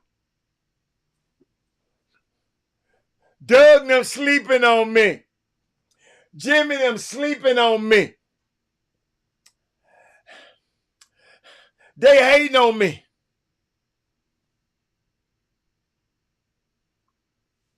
Want me to show you how to stand out?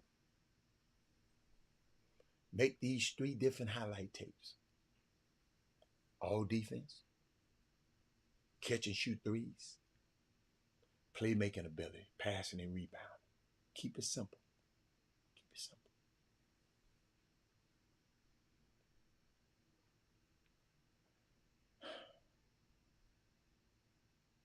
A kid from my school got an offer, and his highlights were a majority taking charges. Awesome. Awesome. Awesome. Awesome. Man, I love hearing this. Because I forgot who sent this. But I'm going to speak for them. They said, I'm seeing a lot of kids get with trainers. Something a lot of people, my generation, didn't have. I know I didn't. I understand all the extra skill work is great. All the extra gym time is great. All the extra good direction is great. It's even better when it's real work that translates and is useful and a real game.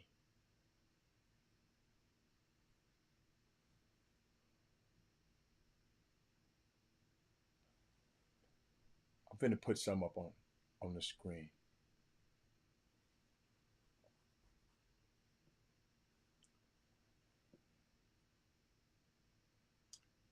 Marcus, Carol, we can say stuff like this, which is good, if you can get it done off one dribble or two max. Then it ain't gonna happen. We can say those things, but we have to teach them and groom them how to do this. And it's got to be drilled in them. It's got to be second nature. It's easily said, get it done off one dribble and two dribble. They don't understand. Because you got them beating the ball 1,000 damn times. But you explain to them you beat them that 1,000 so you can make these one or two perfect. But let me get back to it.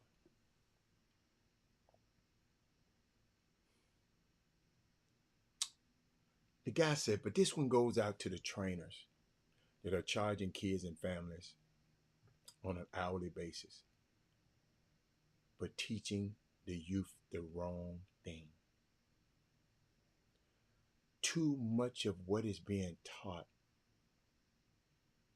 is to be a master of self and to play as if you're on the court by yourself. I see it over and over again being taught in these gyms. I see it too. Parents, you are hiring these trainers to further your young person's basketball potential. But some of what is being taught would never be used in a real high level game.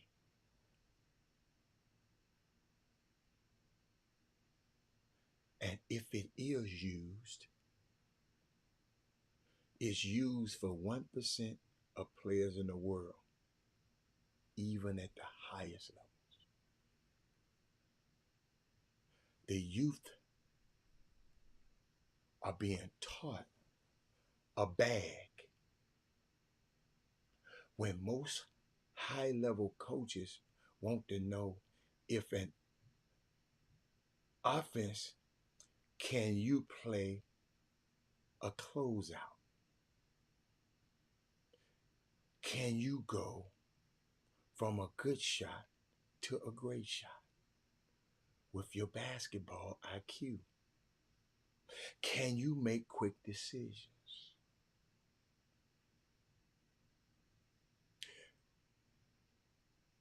Your competitive fabric. How smart you play. Do you have winning traits? How you function with a team.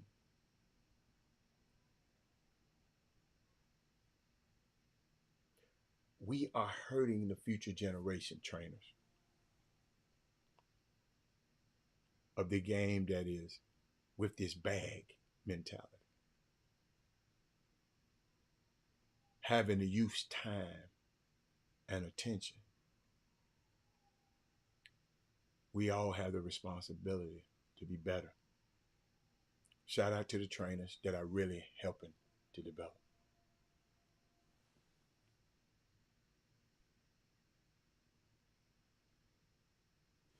We just got to teach them better. That's all. What's up, Fob? We talking about trainers. We're talking about people who train these kids. We just got to do a better job, man. Because I'm watching these kids out here. They're out here for themselves. They ain't aware, and they got talent. But they don't care nothing about nobody else, the space, nobody else on the court.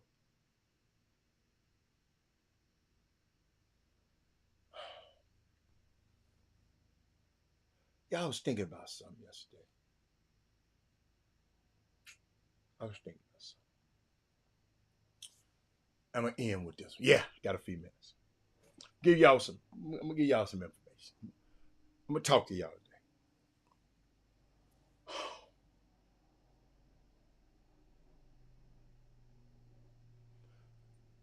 Talk about the Boston Celtics. They just won the championship, and something has happened that kind of perplexed me.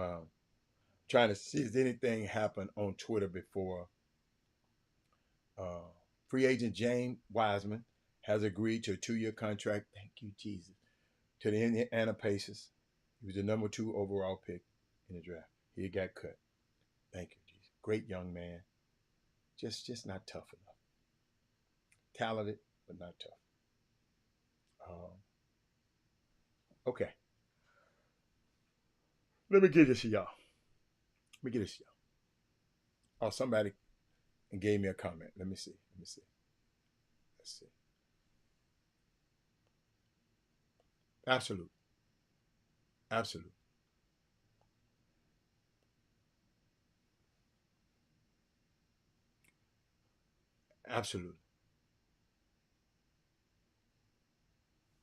What can you show if the ball is not in your hands?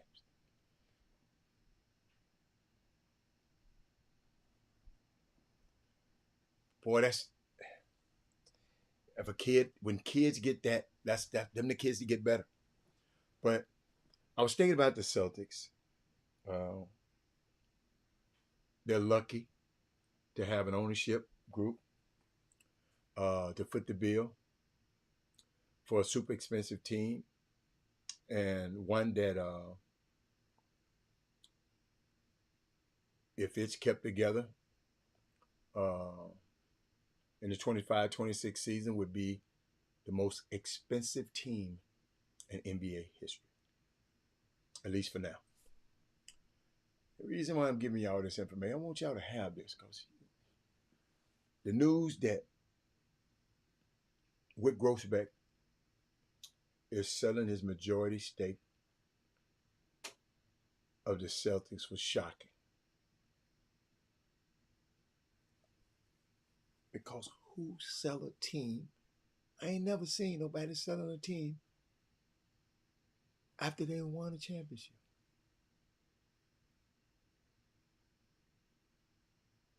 Now,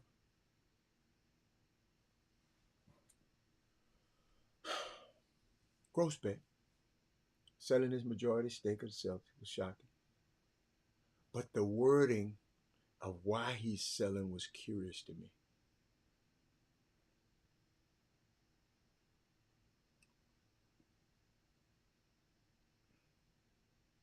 It's curious to me.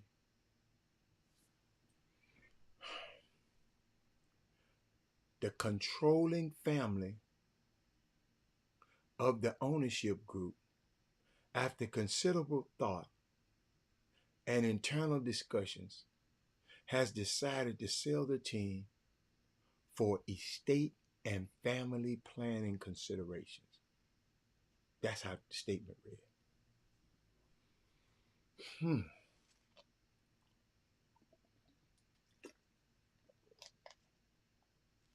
I ain't never heard of that in my 30-some years in this business.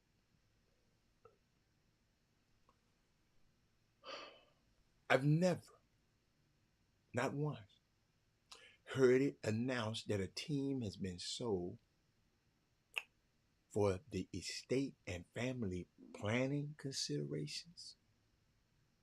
The controlling family is Whit Grossbeck and his father, H. Irving Grossbeck, who is turning 90 July 20th. So to me, and y'all just humor me, just me loving the business of sports. So to me, this is just me trying to connect the dots. So y'all just humor me a minute. This feel like less, or this feel less like it's time for me to sell the team and cash in, and more like we got some tax issues coming up, and we need to figure that out. That's what it sounds like to me. Because I saw that world, that's all they talk about is taxes, y'all.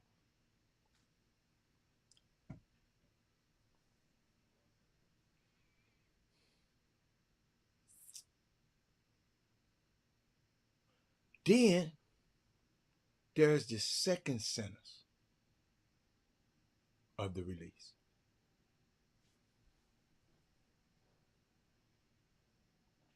The managing board of the ownership group. Y'all help me think now. I need y'all to think too.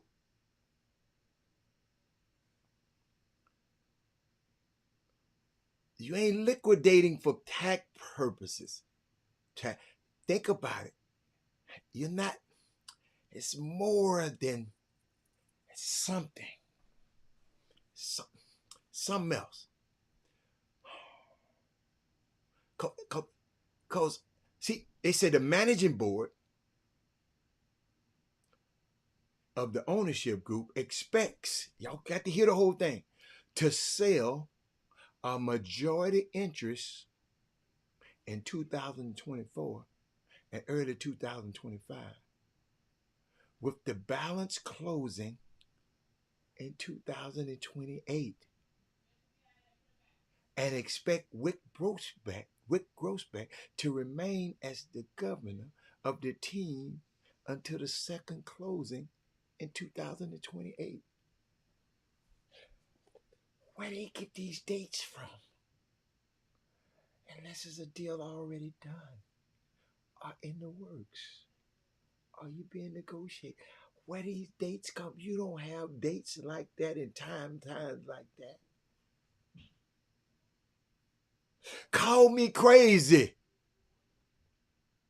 But this is incredibly specific timeline, y'all. For a team that has just announced to be for sale. Something been brewing before this. It's July. If they wanted to put the majority stake up for sale to the highest bidder, how would they know when the sale would be done? When the balance would close? And how long Wick would be around?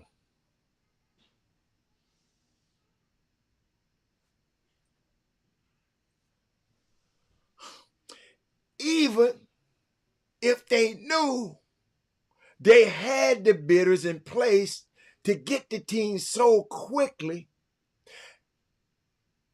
keeping Grossbeck on as team governor, which is a whole another term for the owner, governor's owner, until 2028 doesn't make sense unless they already have a plan in place.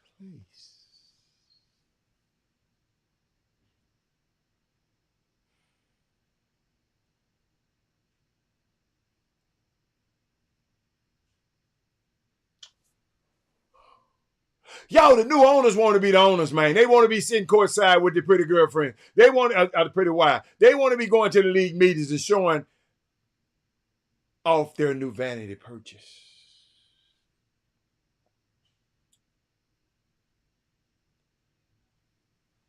Let me tell y'all something. Y'all, I don't know how to pronounce this dude's name. I'll mess it up. But I got a name for y'all to watch in the future. Steve Paglucci. Pagluca.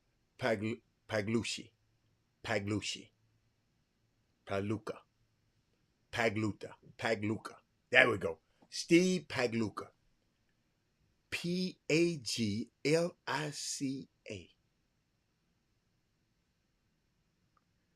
All of this leads me up to him because he is the other owner on the team.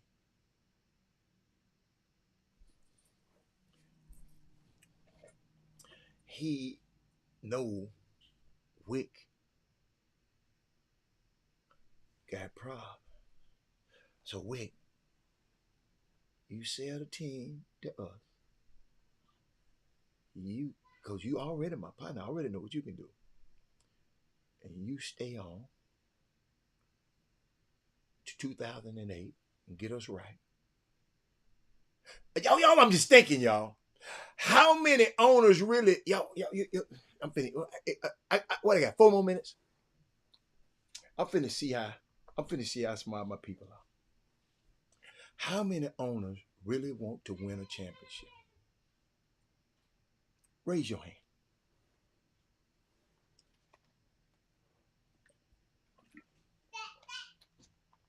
How many owners?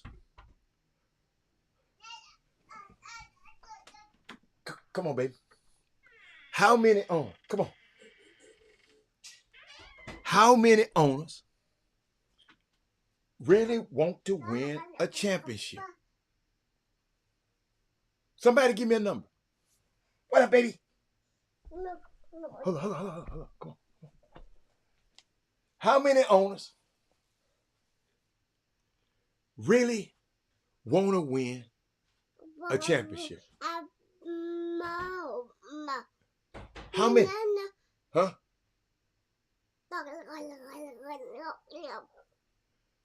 I like that number. Keep going. Got to be more than 4. It's definitely not 30. It's about 10 to me.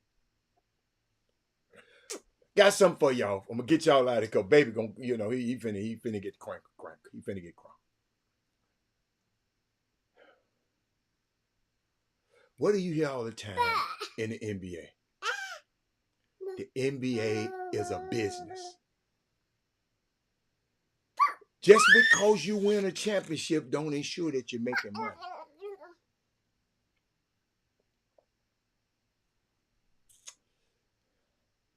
If there,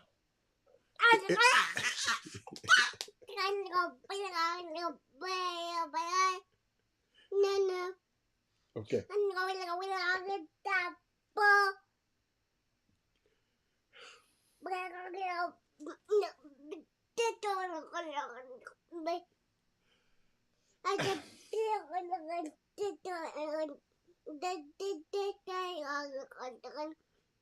Ladies and gentlemen,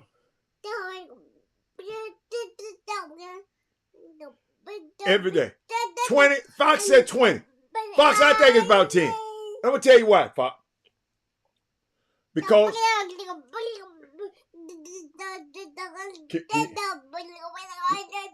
Can I finish this and then I'm going to come back in and let you in? Can I finish this? Shh.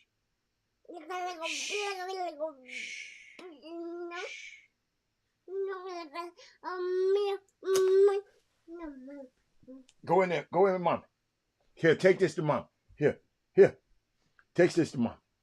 Take that to Mom. Okay? Take that to Mommy right quick. I'm going downstairs. Come on, baby. Okay. You can come with me. Come on. Are you taking them with you? Yeah. Okay. All right. All right, here we go. How fast you're in and out. Kimber Walker just retired. Kimber Walker? Hey, my sister on here. But let me finish, y'all. But I like that, Fox. I like that, Fox.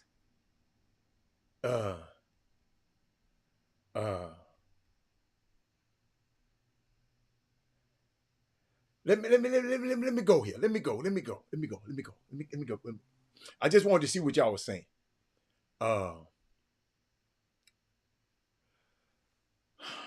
What do you hear in the NBA all the time? The NBA is a business, right?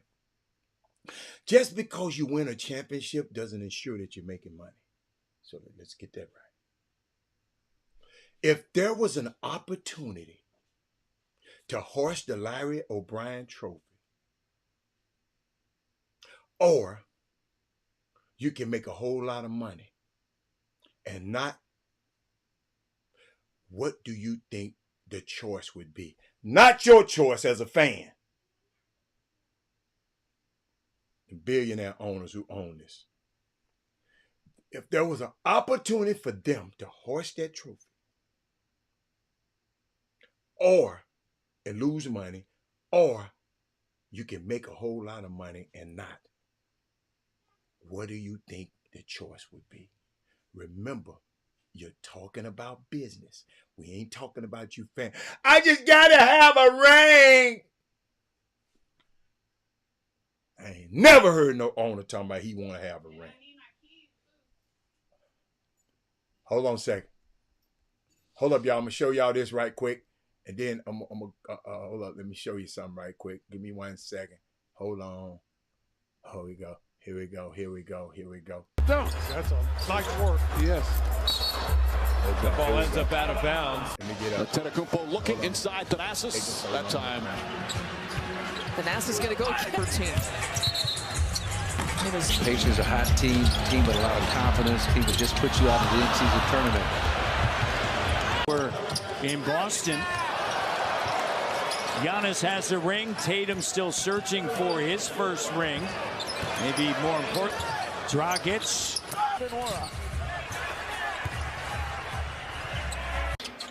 Nwora. Thanasis has his crowd on its feet. Like, I really believe Tyus Jones could start for a lot of teams in this league. No question, one of the highest paid backup points. Can't fall asleep. That's exactly what happened. Trying to get Morant back in the flow of things. Out with the whiplash from that pull of Jokic line side. Brooks on Whittler, got inside. Finger rolls, can't get it to go. That was for all you people who talking about LeBron sons on the team because his dad is Giannis' brother. He on the team because who his brother is. So let's keep going. Let's keep going. But what was I talking about? I asked a question. Could you? I asked a question. I said, what you think their choice would be? Remember, we're talking about business. We ain't talking about the Spurs probably been the most successful small market team based on championship. That ain't what we talking about. That ain't what we talking about. That ain't what we talking about, Marcus Garrett. You're missing the whole point. Now remember, some of the owners in this league, ladies and gentlemen, I'm gonna let y'all know, they don't even like basketball the way y'all do.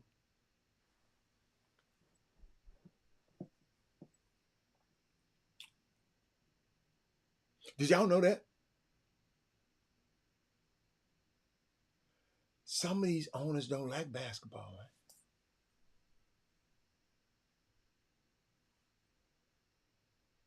They would prioritize making money over the confetti coming down.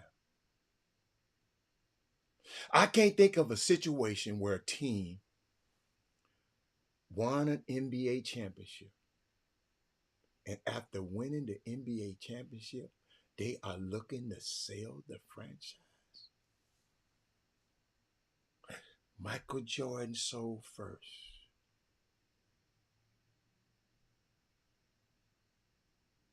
Mark Cuban sold second.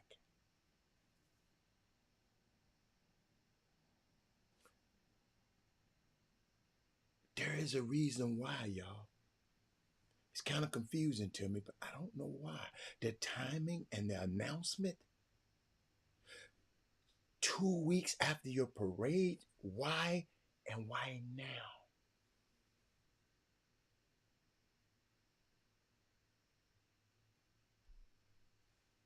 That's just something for y'all to think about. That is mood. I know your brain gonna be racking. You win the championship, Trey Phillips.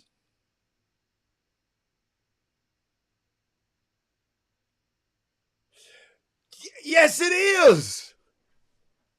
Trey. I like that, Trey. I thought, Trey, when I watched Michael Jordan sell, when I watched the collective bargaining agreement gonna always be favorable to the owners. Don't even worry about that. These players make. You see all this money these players make? See. I don't want because Odyssey said something earlier talking about players gonna make $250,000. Odyssey, why ain't you said how much the owners make? Y'all kill me talking about the players. We all right with the owners making all that money. When the billions. See, always remember, it's a 51 to 49 split of all basketball-related revenue. So the owners get the 51, and the players get the 49, and the 49 is in a cap. It's in a thing where each team gets a certain amount of money, amount to spend on their players, because that's the players' money. That ain't the owner's money. They've already been negotiated. Basketball, but it's called BRI, basketball-related revenue, BIR, BRI. So that player's gonna get that money anyway. So I'm just sitting back saying, what the hell is going on in Whit Grossback's life? Is he about to get a divorce? So she can't take, something is going on, man. I don't know what it is, but that's the business side of it, y'all. I got to go, and I'll see y'all tomorrow. But the kind of stuff that make me say, But I got to go, man, so I can get down here to my man. And damn, y'all, I hate I sent him with his mama. Now I want him back. But I'll see y'all tomorrow. I'm out.